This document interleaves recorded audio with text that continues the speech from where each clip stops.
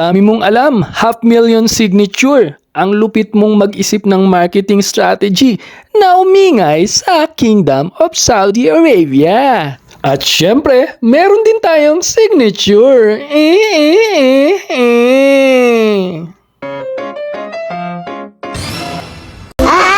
500,000 signature? Dami mo bang pagod? Oy, pagod ka? Sipag mo kasi. Tara, kapi-kapi tayo. Andito nga pala tayo sa 500,000 signature sa Al Malka branch. Nasa comment section ang kanyang location. Map location. Bukas sila ng 24 hours. Pag 25 na, alatul na.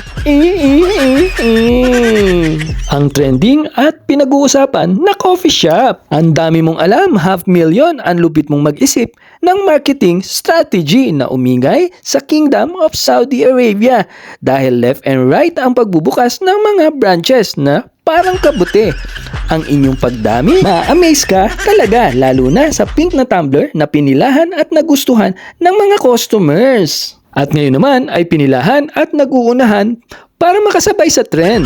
10 SR nga pala ang additional payment kung ikaw ay nagpa-customize. Meron nga pala itong drive-thru, kaya lang hindi pa nila ginagamit. Meron itong first floor at second floor, kaya napakalawak ng lugar. Pag umorder ka ng mug, may kasama na itong kape. Abot kaya sa bulsa. Meron ako napansin dito guys, halos lahat ng nasa pila ay Pilipino at Saudi. Meron ding ibang lahi pero iilan-ilan lang. Ganda ang marketing strategy pero aabutin ka ng 2 hours sa pila. Ikaw, sasayangin mo ba yung 2 hours sa pila? Ang dami namang coffee shop dyan ah. Sana makita nila ang opportunity. Dapat may nag-take na ng order sa labas para kung may large order, ma-advance call ito at ma-prepare na kaagad para pagpasok sa cashier, bayad na lang. O diba, nangialam ako? Tagal kasi ng service kasi nga, sales ang pinag-uusapan dito. Kumbaga, strike while the iron is hot. Kaya nakimarites na lang ako sa labas kasi yung gusto kong mug, hindi na siya available.